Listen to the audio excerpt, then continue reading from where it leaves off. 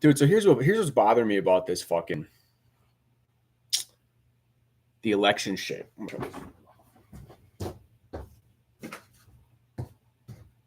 Right? Okay. Here's what's fucking bothering me. And this light, the light is bad. Maybe I'll just turn it back up.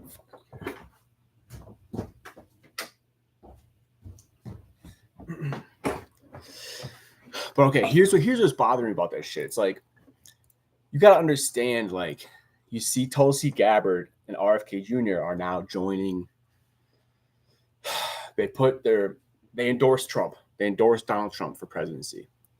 And it's like, man, it's tough, man, because everybody fucking hates the idea of Trump being president who has any sort of integrity when it comes to the cultural aspects of America. I think that when you start to support Donald Trump wholeheartedly, you support a lot of the de-evolution of culture, which has contributed to the rise of Trump. We don't have, the value system is pretty fucking hollowed out, right? So we don't, that's the problem with Trump. One of the main problems with Trump that I see is that he represents exactly that. He represents a value system in the country that has not been maintained properly. Like we're selfish, we're self-centered, we're tribal, we are unwelcoming to others, we are unsupportive. We get mad when we see other people do well. You know, we're egotistical, we're narcissistic as a country, as a population. All of this shit. That's what I think that Trump represents, is that he represents the cultural values of America falling apart. And that only that would allow someone to wholeheartedly support someone like Trump who goes to, I'm saying wholeheartedly supporting him just on the face of what he is. You have to have, I think that shows and exposes America as being corrupted. In a sense, we don't have a level of integrity when it comes to elections, and not even elections, dude. It's not to do with elections. It's to do with just the culture. The cultural landscape is hollowed out. That's the only time you can get people like Trump who come in and can operate as they do, and then people are just okay with it, because we don't actually have a cultural landscape in the country that demands people don't hold others accountable to acting in a certain way. People can just get away with whatever, and I think that's a bad thing.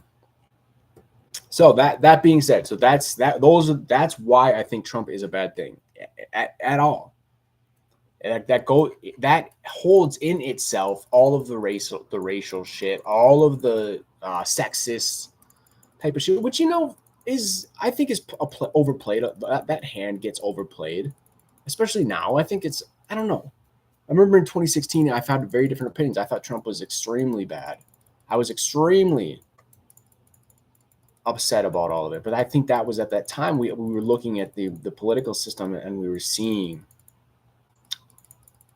that the evolution. That's what it was. It was almost the mourning of that loss of values that went along with that emergence. Was that, I think that's what that is, and people are still feeling that. But I think that train. Here's the problem: that train is out of the station.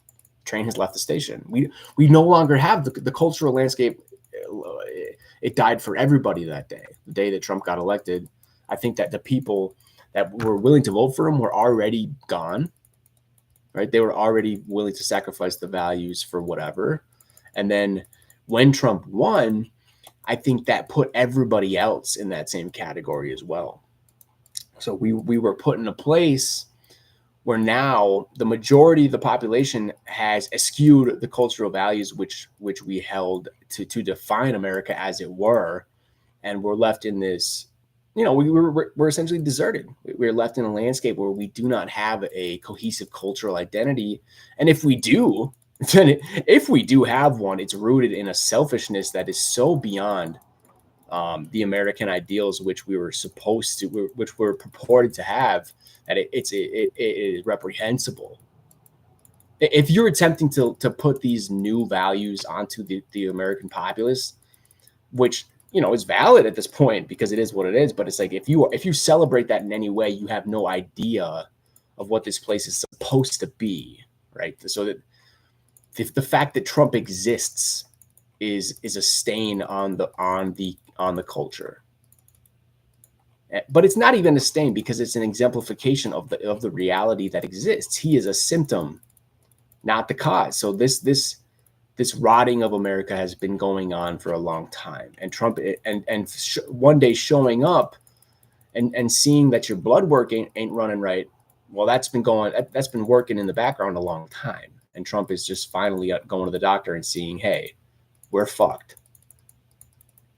Now, all of that being said, so I think that, keep that in mind, that those symptoms are still in existence. They didn't go away. We're still a sick country, if not a terminally ill country, right? With all the foreboding that brings. But we're just in this place now where we are beyond, like, people who talk about, oh, Trump doesn't represent our values. Yeah, he does. Trump does represent our values because our values became shit. Our values are a lack of values. We have a lack of values. That's what our values are. So don't be surprised when people like Trump show up, because that's what the people are like here now. They're not respectful people. They're selfish, self-centered jerks who do everything for themselves. That's the fucking people in America. We don't give a fuck. Everyone's here using this country for their own fucking benefit and gain. That's the thing. Like, people don't come here and join the country. People come here and just fucking selfishly use the economy. That's an aspect of it. I mean, people don't want to be a part of America. People want to use America for their own material gain, and that goes all the way from the top to the bottom in the country. That's for the most successful billionaire to the poorest of the poor fucking person who just walked across the border yesterday. They're just here to fucking get what they can out of this place because nobody fucking cares anymore. And it's like, people need to realize that there is no cohesiveness in the culture anymore. It fell apart, and that's why Trump exists. So with all that being said, that reality that now is the reality in the world, we're sitting here left with an analysis of the current state of things, right? And so we can eschew all of those all those discussions from 2016, I think, are irrelevant, because we've entered a place now, the entirety of the culture is rotten. So it's like there's actually no turning back. So if you think Trump is bad for those reasons, which I do think he's bad for those reasons, that's why I don't like Trump, is because I think he represents a destruction of the value system of America, the morality. He's not a good guy.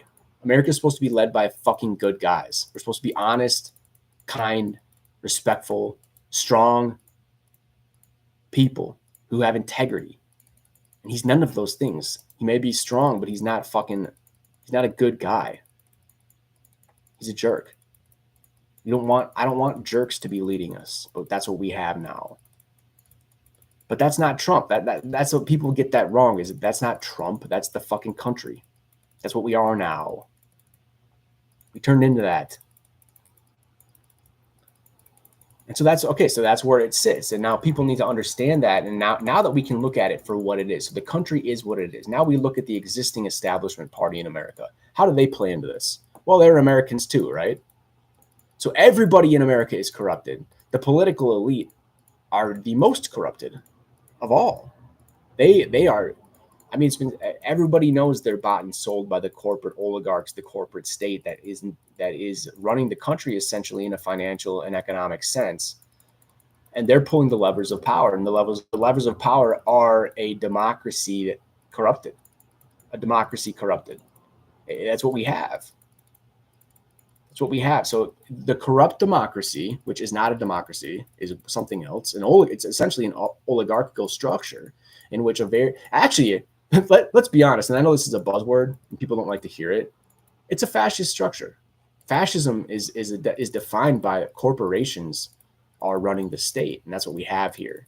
Is we have corporate interest, which is essentially pulling the levers of power in Washington. Corporate interest, not the fucking American people, not democratic process. Corporate interest. Corporate profits are the fucking main value of American life today. Corporate profits. So this is the world we're living in now. Wake up. I don't care if you hate Trump or if you fucking love Trump. It doesn't matter. That shit is retarded. What matters is that our country is being run by fucking grifters and criminals. And no one's doing a thing about it. Well, guess what? Trump ain't a part of that shit. He's not a part of the Washington elite. He is openly speaking about these people, which these people live in an open lie. There's an open lie going on. The emperor has no clothes. Wake up. But people like to just live in their comfortable little worlds, and this fits that. So they'll support Kamala Harris. They'll support the establishment because the establishment means comfort. And the American middle class is not known for its bravery. Let's be honest. The American middle class is a cowardly group of people. Selfishly cowardly. Selfishly cowardly. They won't do anything ever. They will never, the middle class in America will never do anything. They won't, the middle class in America won't do shit until they are on fire. Until their children are burning in front of them, they won't do shit. And even then they might not do anything. I'm telling you. That generation of people, they're just not equipped for what's coming or what is existing right now. The only thing they are able to do is just exist in the structures that be, and they're going to ride that out until they are destroyed. So now we're looking to the proletariat essentially in America. If we want to look at a Marxist doctrine, which I'm not a Marxist, I believe all that type of thinking leads to an ability to fool people. It's the sheep's wool that's pulled over the eyes of the population. Marxism, right?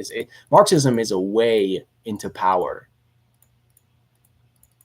It is a way to get the people to buy into your power game.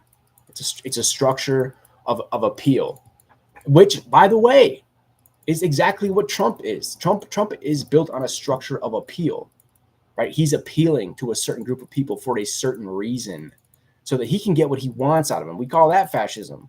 That's the Nazism that we see. Fascism is described in a bunch of different ways. An autocratic leader is not necessarily a fascist. You could just be. I don't think North Korea is a fascist state. Maybe it is, but it's more just a fucking totalitarian state. The fascism of America is predicated on the corporate state. It's not predicated on a totalitarian entity. Although you look at Trump and he does have those fucking ideations. He might get into power and never fucking let it go. He might. And that is a big danger. I understand what the Democrats say with that. I get that. But it's like, at the other hand, so all of that being known, right? So what comes into play now with all of these iterations of reality being fucking unfurled at the same time? And now we're coming to this place where the complexities are starting to intertwine in a way where if you're not careful, you're going to miss the forest through the trees. That's the thing. Now, when it comes to RFK Jr., a lot of people are criticizing him for his choice to endorse Trump. Now, I get that. I understand that if you're analyzing RFK from a personal and political entity in the polis, in the body of politic in America today, I understand if you want to be critical of his own personal integrity in a sense, the way that he's conducted himself, and even supporting Trump in any sense, is hypocritical, at least marginally. Now, here's the thing about it that I don't get, is that people want to make that education, and it's fine, but they're doing that in the context of an election and he is making this decision in the context of specifically of this moment. So people got to remember, once they tried to take out Trump, and it's my belief that this was the deep power factions in America that tried. They corrupted this kid, just like they did with the JFK situation. They corrupted this kid. They put him up to this, and he fucking tried to take a shot at Trump and almost got him. They already tried to fucking kill him, because that's how much they're afraid of the guy, because they don't want to fucking lose their power. They do not want Trump in again. The corporate interests, which I'm speaking of, the people who are running this country, do not want Trump in fucking power again. Obviously. Now, I get it. Now, if that was coming, here's the problem. If that's coming from a moral standpoint, If this is a moral argument, I get it. However, I can't get on board with you if the reason you don't want him in office is because you want to keep fucking pilfering money from the American population and keep fucking stealing our fucking tax dollars and washing them through fucking DC and buying a new fucking summer house in fucking Northern California or whatever the fuck these politicians are doing with, or these fucking oligarchs are doing with the money. I don't accept that. If the reason you don't like Trump is because you want to keep making your fucking criminal blood money, fuck you. So that's the thing is it's those people we have to be against, those people who want to wield power and wield influence for their own personal gain. Whether that's Trump or whether it's a fucking Dick Cheney, whether it's the fucking CEOs at fucking Lockheed Martin, whether it's the Rand Corporation, whether it's Boeing. If anybody turns into that person, you have to be aware and fucking wary of their fucking choices and their decisions. And it's like, is Trump that guy? If Trump's that guy, let's not fucking elect him. If he's going to show up if he's going to try to keep power eternally, let's not elect him. But if Kamala Harris is simply a mouthpiece for the corporate state in America and the corporate interests and the profit-seeking interests in corporate America that are seeking to retain power, if she is simply a puppet for them, then let's not fucking vote for her either. Like, holy shit, people. The people blindly cheering that are fools. It's actually funny. It's actually comical because you get into this situation where you try to understand the mind of someone who's just falling for a fucking ruse.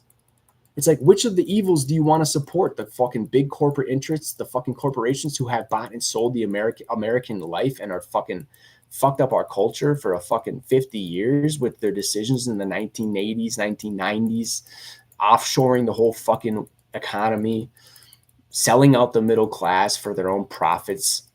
You know, we're not seeing any of those. We don't see fucking we don't see savings at the fucking grocery store for the fact that we make all of our clothes in China. Or, I mean, we don't see savings at the clothing store for the fact that all of those items are fucking made in Vietnam.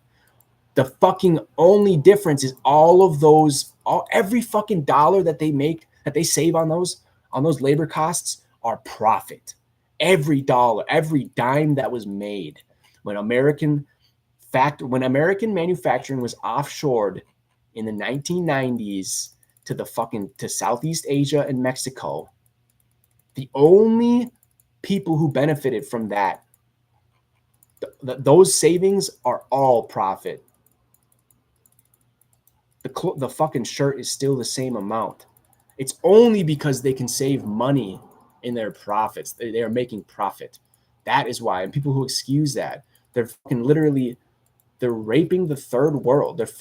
People are literally in sweatshops. They're like, yeah, we can fuck these people over too. Let's fuck over these sweatshop people in Vietnam and have them make t-shirts for us.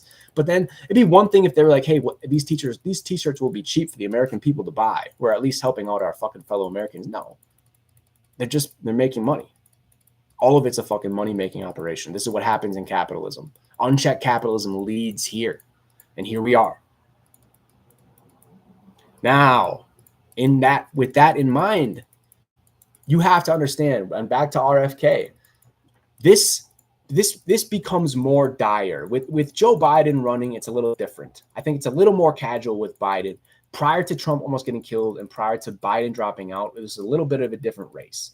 I think now we see the desperation. The desperation of the corporate state is apparent. It's at hand. We can obviously see how fucking scared they are of having any power lost. They're starting to get fucking crazy. They're trying to assassinate people. They're trying to assassinate people now. That's where we are. So this isn't the same as it was 6 months ago. This isn't the same as it was a year ago. Ever since then, you got to understand, we're on the brink of fucking international war. Do we want to send our fucking 18-year-olds off into a fucking foreign war? Are we going to have a draft in America for the first time in fucking 80 years? Fuck that, dude. Nobody wants that. But that's what's coming with Kamala Harris.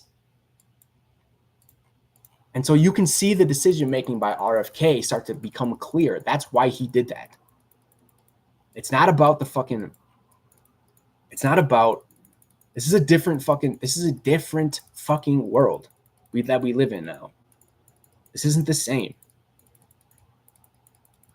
This summer has changed everything. And if RFK supporting Trump, if you think he's a hypocrite, that's fine. Maybe he is, but this is not the same fucking fight as it was, dude. People have to make concessions. People have to go in different directions, and you gotta fucking this is an existential fight for the fucking control of the country. If these people win this election again, I don't think they're ever letting up control. They're already starting to get the fucking. They're utilizing AI. They're starting to get to they're clamping down on people's freedoms. They're trying to take away our fucking rights.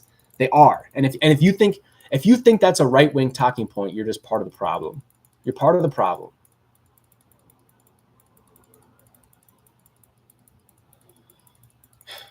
So that's what it is. That's what I'm getting tired of people analyzing and Tulsi Gabbard, same shit, same entire shit. I'm getting tired of people analyzing this as them as candidates. This is not about the candidacy anymore. This is about the fucking moment. This is about the election we're about to have. It's not Biden versus fucking Trump. It's Kamala Harris versus Trump. And that's much more dangerous. This is a signal of a new era of American politics in which they aren't even pretending. They aren't even pretending to run a competent candidate. They have a wholly incompetent candidate now that's been presented for us. This is who they're trying to run. This is who they're trying to put in as a puppet. This is they're not even trying anymore. They're going to stop trying.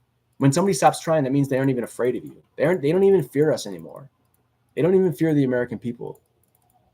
They don't think that they have to fucking listen to us. They don't think they have to pay attention to us at all. They think they can do whatever the fuck they want. And that's obvious now because they already been trying. It's so fucking embarrassing how people fall for this shit. You're giving them so much confidence that they can fuck us over for as long as they want to. And how many fucking mansions do they have to buy in fucking Arlington? And how many yachts do they have to buy out in the marinas in fucking Baltimore and Southern California and Long Island? How many of these fucking wealthy fucking billionaires have to make more profit for you to wake up and stop fucking supporting their interests? And that's where we're at. I'm not voting. I can't vote for Trump. I'll never fucking do it. But I ain't voting for fucking Harris. I ain't going to the polls, man. I ain't showing up for this one. But I respect what RFK did because it ain't about the fucking. This isn't 6 months ago. This ain't fucking 6 weeks ago. This is barely.